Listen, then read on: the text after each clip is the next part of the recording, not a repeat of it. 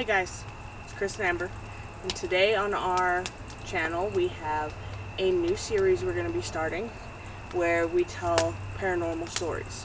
We decided we were going to start this one out with stories of our experiences before we started filming and the reasons we are into the paranormal today. Alright Chris, did you want to start this storytelling off? Yeah, I'd have to say one of the stories that sticks out most for me was my first experience with a very negative energy. Up till this time, I had always dealt with good energy or even neutral energy, but this was the first time that I really felt like a negative presence. And it was at a sleepover at my friend's house. They had been talking about ghosts and hauntings, and I was kind of keeping to myself because I was still very shy about the fact that I was into them. Ghosts and all that other stuff. And for personal reasons, I was still nervous about it. But anyways, it was a full night of talking about ghosts, hauntings, etc. I'm just being silent because I don't want them to know. I don't want to participate. But the energy from talking about it all night had built up. We went to go to bed that night, and I'm laying there. And I remember waking up, sitting up in his bed, and it was just so heavy. It was like trying to sit up when someone's trying to push you back down. But I get sitting up, and I start kind of looking around the room slowly, and everything's just like I'm in a fog. I wake my friend up, and he's feeling the same. He's describing to me what I had just experienced. But he gets up out of his bed, goes to walk out of his bedroom, and it's like he hits this wall. He says he doesn't really hit it. It's like he could go through it if he wanted to, but he just felt like this was suddenly there's a wall here. It's at that moment that I looked over towards the left and I saw 3 figures standing in the corner. They were 3-dimensional. I didn't see any features. It was as if they were wearing cloaks with hoods way far down. And they were just standing there. I remember staring back, having everything go really dark, and then the bedroom lights came on and everything was fine. My friend and I both shrugged it off, just we were tired and went back to bed. That's really creepy. It was weird. It was really weird. I don't know how you didn't scream. I saw 3 figures in the corner of my room at that age. No. At any age. A large part of me was, I don't want to say sleep paralysis, but it was pretty much I couldn't have screamed if I wanted to. It's one of my greatest fears. Not being able to scream for help. Right? And having help be only like 5 feet away. You can't make any noise so they don't know you're in distress. It's terrifying. That's literally one of my greatest fears. Alright. So, my story, I'll go back to, I was about 8 years old. And my bedroom was set up to where the back of my headboard was against the wall next to the door, and the window to my room was at my feet. And I remember waking up in the morning one time, and there was this large shadow cat curled up at the foot of the bed. It stood up and looked at me. It had 6 legs and 2 antennas with balls at the end. Its tail was really long and ended in like a round ball shape. I stared at it, and it turned, jumped off my bed, and jumped out the window. Didn't fade or disappear, and I was fully awake when I saw that happen. That's one of mine. That's creepy. It was. I don't know how I would feel waking up and seeing something like that standing in front of my bed. And it was about the size of a bobcat. It's bigger than you'd expect to see in your room. Yeah. Most definitely. Was it just staring at you? What did you feel? I didn't feel anything. It was like there was nothing. It was just neutral. And it didn't have any features. It was literally like it was made of complete shadows. It had no eyes, no nothing. It's weird. Cool, but weird.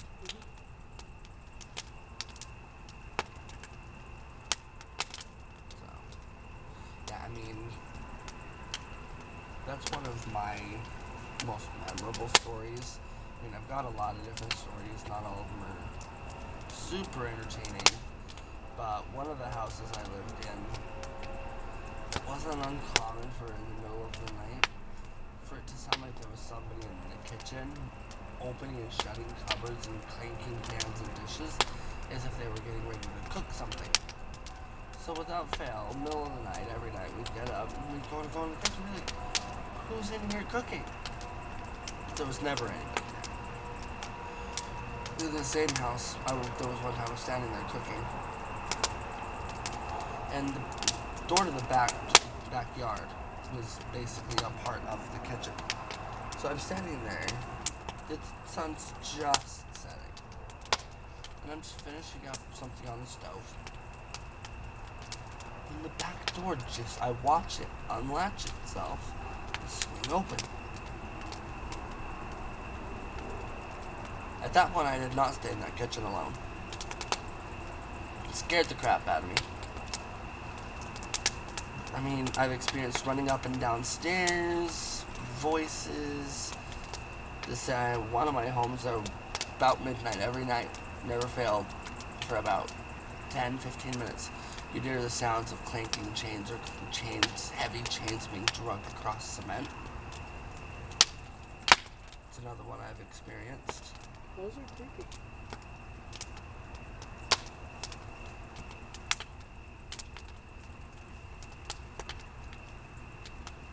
I have to say another one of my most memorable ones. Any of you guys that was in the after-school plays with me will remember this. We were all sitting up on the stage. Gardner was telling ghost stories. He's my theater teacher. And about how haunted our high school was. Remember? Mm-hmm. Yeah.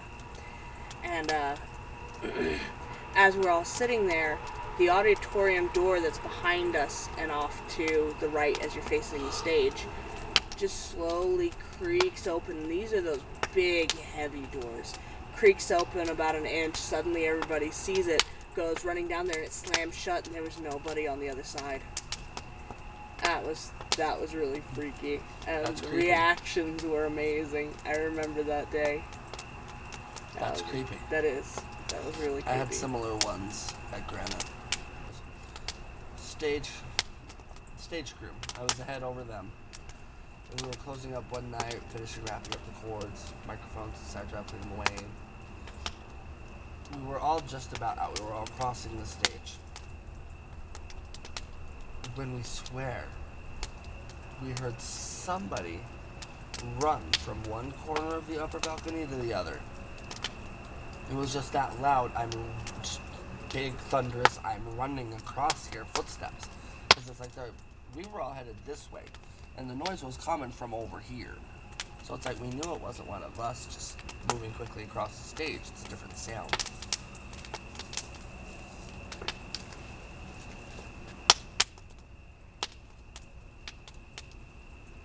Is that a squirrel? Probably.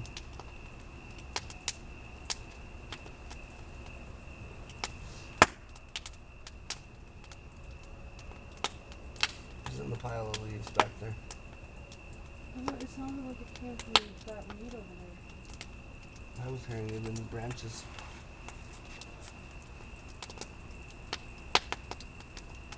And there's a lot of wild cats around. We've got lots of squirrels. That's true. My grandma just down the block, she has raccoons. Yeah. It's okay. I'm not jumping. Anyway. Running across the auditorium stage. Yeah, it wouldn't have been the running across the auditorium stage. No, the back room It's area. a different sound. Yeah. So it sounded like somebody from the upper balcony, like right across the rail, ran from one side to the other. Okay. And there were other times we'd have some heavy things hanging from the rafters, the poles that come up and down. Yeah. And obviously, you're on a stage, there's no wind. Yeah. But one of these things just sat there and rocked like this, side to side. Kept going. We watched it for a good 10 minutes before we left, and it never stopped.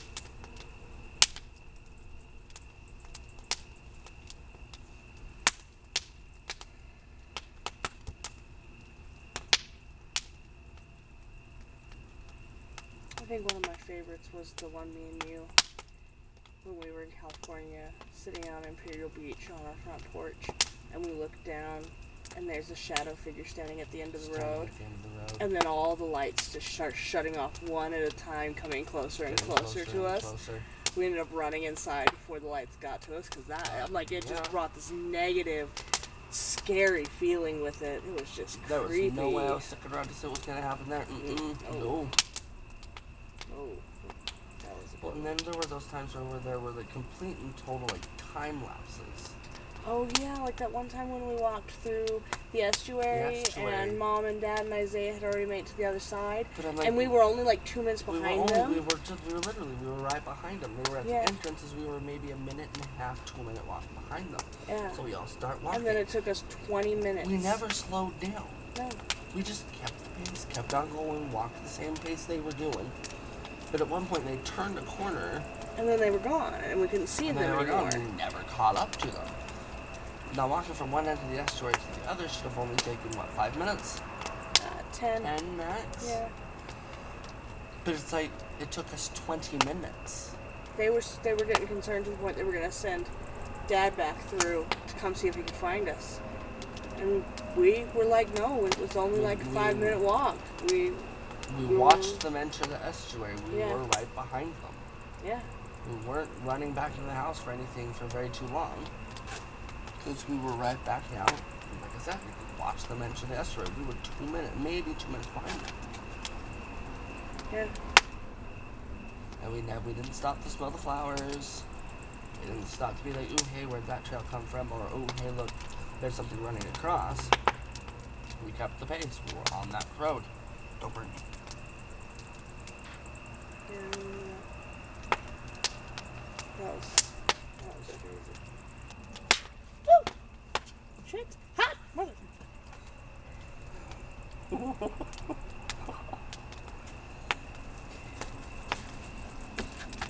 was burning my finger in the morning.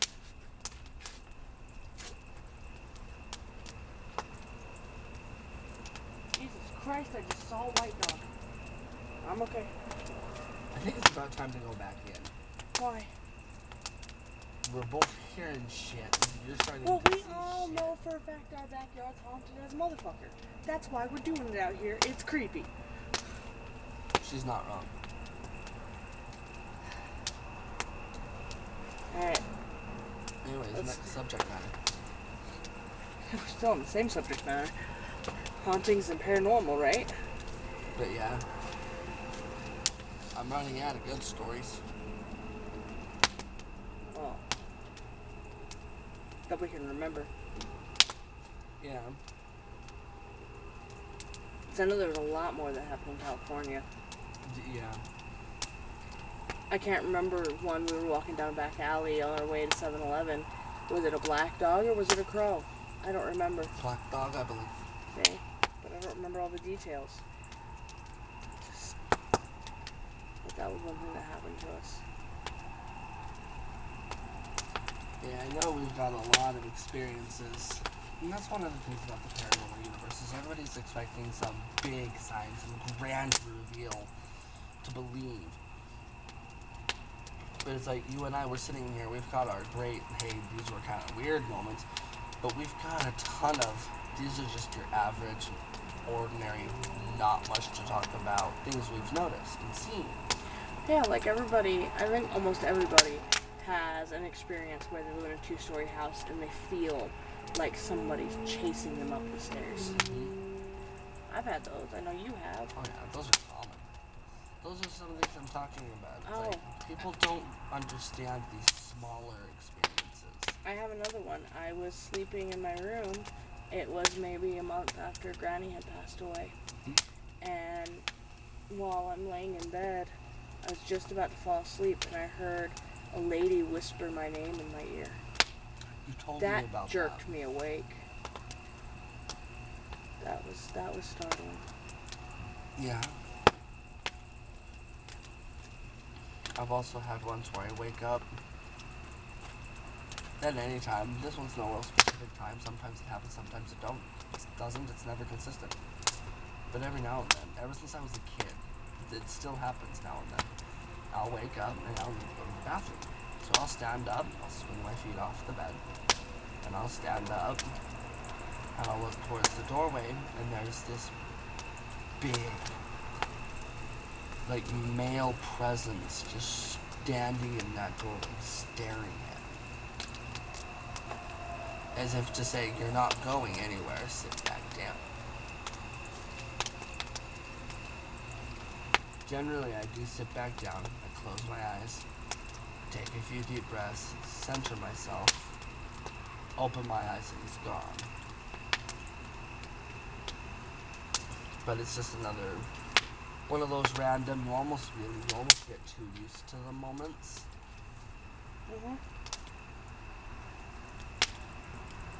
Is fire attacking? Yeah.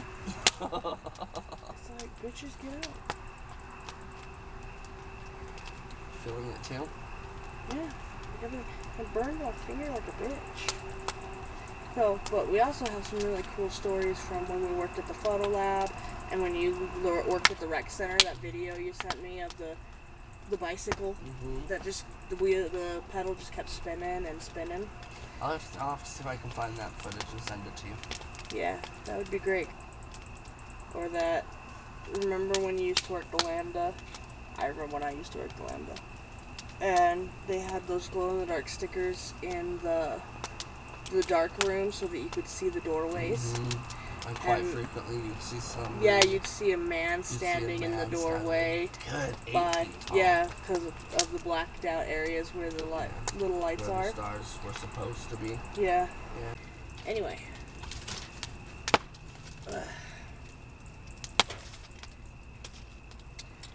So, unfortunately, it cut out in the middle of the story about the photo lab.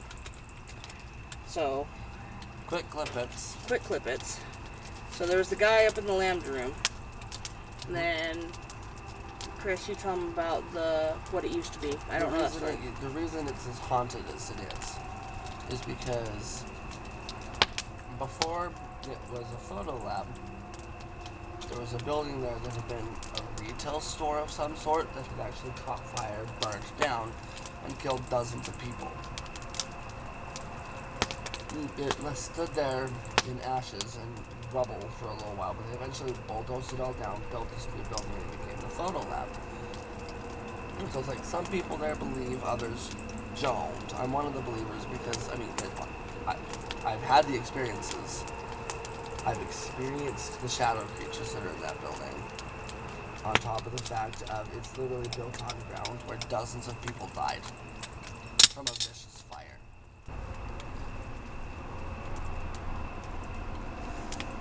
I feel like pretty much every home or even apartment that I've lived in has been haunted to some degree. Oh, yes. That brings us to our next story. When we used to live in an apartment complex, we lived on the 4th floor.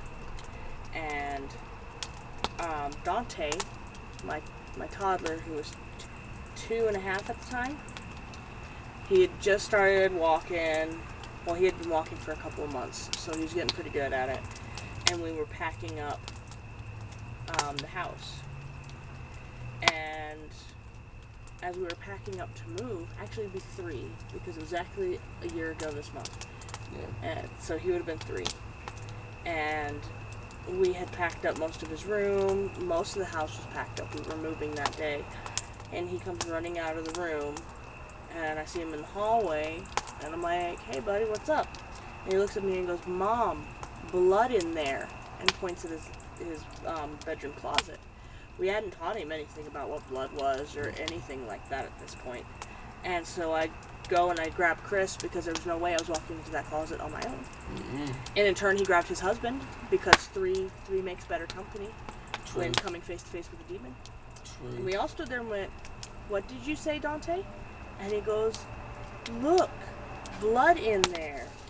We were all like, nope. So me and Chris took Dante into the hallway. Chris's husband went into the closet, came out and went, I didn't see anything. That was creepy. Mm-hmm. Thankfully, we were out like the next day. Yeah. I definitely didn't want to be stuck in a lease for multiple more months. No. On top of that, what just happened there? Good luck to the people that are living there now. Yeah. Good luck.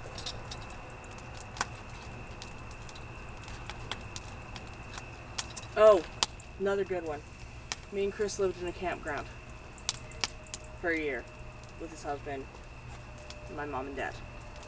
And we always did the buddy system when we went to the bathrooms because they were a good 5-minute hike away. And in the middle of the night, that was kind of scary. I had made that trip by myself before. Didn't end well. So we're walking down the road and you hear from behind and above us what sounds like a really big dog running through the gravel and growling.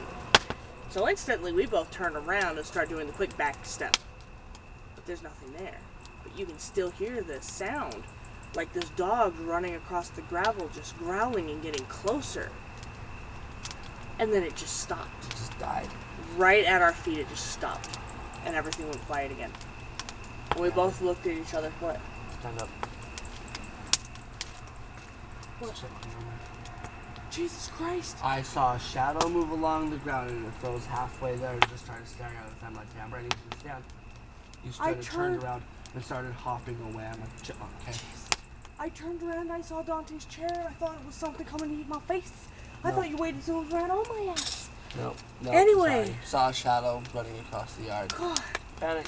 Jeez. Just a squirrel. My lords. Oh, don't do that. You know this story is one of the scariest ones for me. Because it just stopped right at our feet. And me and Chris, we just looked at each other. Like, did you hear that? I don't think either one of us wanted to admit it out loud. We didn't say a word. We just looked at each other. Looked back towards the gravel. And went back up to the campground bathrooms and then ran back to our tent. There were quite a few experiences similar to that. Nothing quite that intense.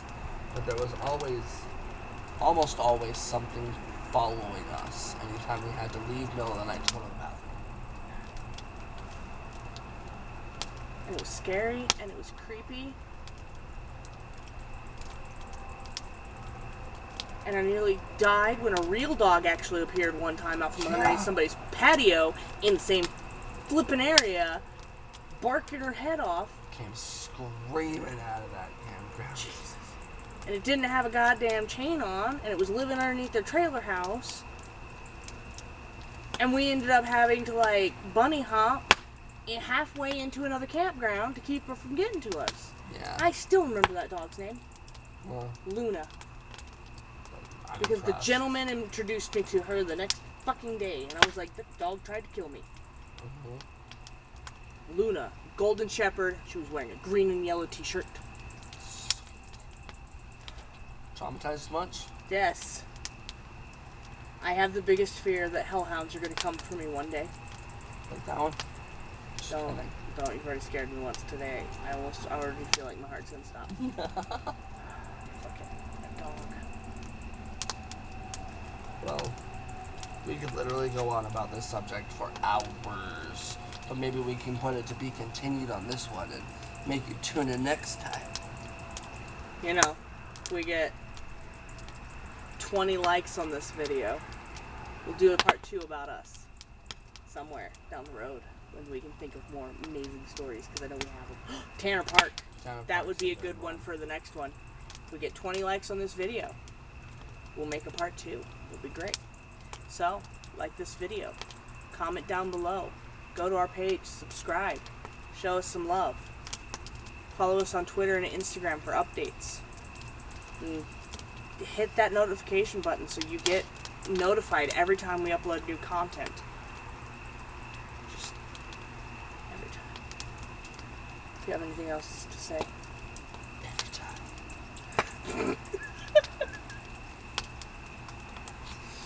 Share it on your Facebook account. Share it with your friends. Tell people about it. Get out there. Get us these likes so we can do part 2 of this video. But other than that, we'll see you in the next one.